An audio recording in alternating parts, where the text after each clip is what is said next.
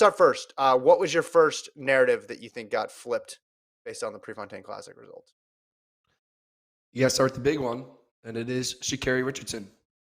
Her second place finish, probably the most narrative moving second place finish you can have out there. A lot of people don't talk about the second place finisher, but with Sha'Carri Richardson, you're going to. And getting second in a race can sometimes be not that impressive, but you look at the names that finished third, fourth, fifth, sixth in that race, a lot of those names are people who will make a world final. And when you are beating multiple potential world finalists, you are setting yourself up for being in the medal contention. And I believe Sha'Carri went from M.I.A, what's going on? Where are you? Is this a flash in the pan? To now, hey, I ran the sixth fastest time this year. Hey, I'm just getting started. Hey, don't forget, guys. Remember when I ran 10.7s all this time, like just a year ago? So Mhm. I think Sha'Carri flipped the narrative from MIA, flash in the pan, to legitimate medal contender. She's not a legitimate gold medal contender because Elaine Thompson-Herah and Shelley and Fraser Price have shown no signs of letting go of that one potential 1-2 sweep.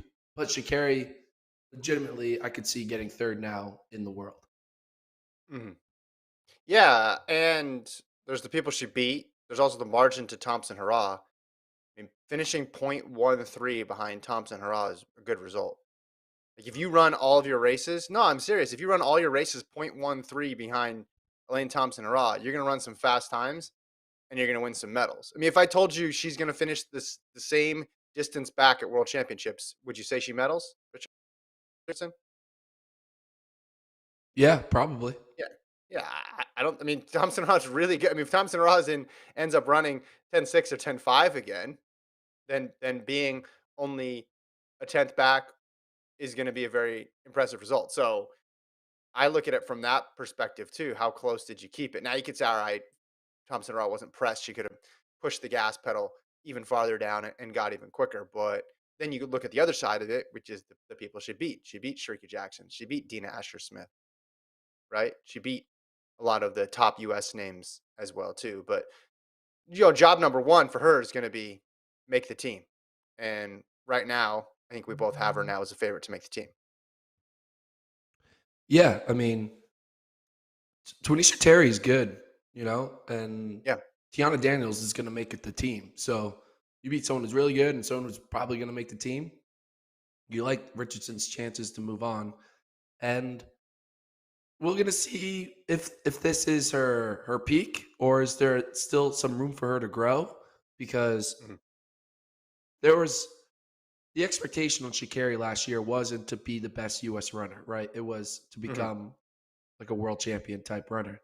So she still has yet to get to that standard that people kind of put on her, and justifiably so because she was running out of her mind last year. She has yet to get there, but she definitely has gotten away from the oh you're distracted, oh you care too much about non-track stuff, you're tweeting too Mhm. much, this that and the other thing. You can't say that now. You on 10.92 at pre, second behind Lane Thompson-Herah. Mhm. Clearly, you've been focusing on your craft. Clearly, she's been training. Clearly, she hasn't just like turned into a celebrity. Like she's still focused on what she was being paid to do, which is run 100 meters.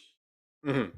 Well, when she was running the fast times early season last year, and the expectation got placed on her that she was going to be a gold medalist, like Thompson Hurrah hadn't yet run under 1070.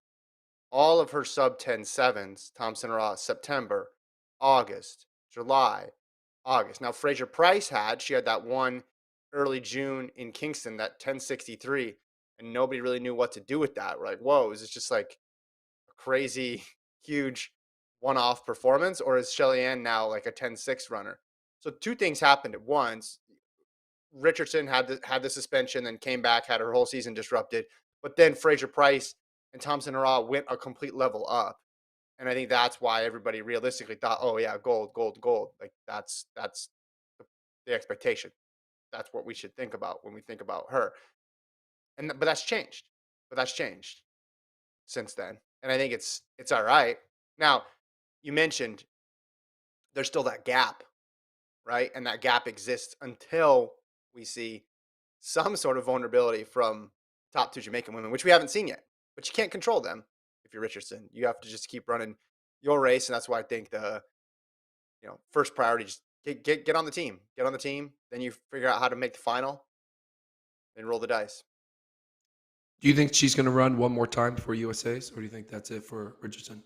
No, I think she'll run again. I just think you can only get more confidence off of this race. Like I don't see any way to frame it negative. I mean, I'm clicking around, like looking at the comments and stuff too. It's just funny how positive. I mean, some people are always going to be negative, but it just seemed like way more people were just like, "All right, cool, she's back." Like even people who had spent the last year just like hating on her were just like, "Oh, cool, awesome, she's back." So I think she'll run again because I think it's going to be fun again, and the pressure and the expectations are there. But if she can manage that stuff, I think getting in another effort before U.S. champs would be smart. But we'll see. Do you think she's going to We run again? will. I don't know. I could see maybe no. I don't know though. It's still 3 weeks out. That's still a little ways to go before World Championship or before keep calling it World Championship, U.S. Championships. So maybe one more race to sharpen up a bit there. All right, let's move on to the next one. Um, Men's 100. How do you think the narrative shifted in the men's 100, Gordon? Sorry, I'm muting and unmuting myself throughout this podcast for the viewers. Um, I think the men's 100, which from the start, from the get go, has always been the most confusing race because it was never a one versus one type build up. Mhm. There were like 6 to 7 guys who all had a reason why they are the star. And then you'd have them all beat each other. Like there wasn't Yeah, someone who yeah. was beating everyone. And then there was a moment when we thought, all right, I think this is a Jacobs and Coleman show, right? We saw them do it in the 60. They were like a hairline difference between the two of them in the 60. Coleman's the world champion. Jacobs is the Olympic champion. All right, we got our matchup.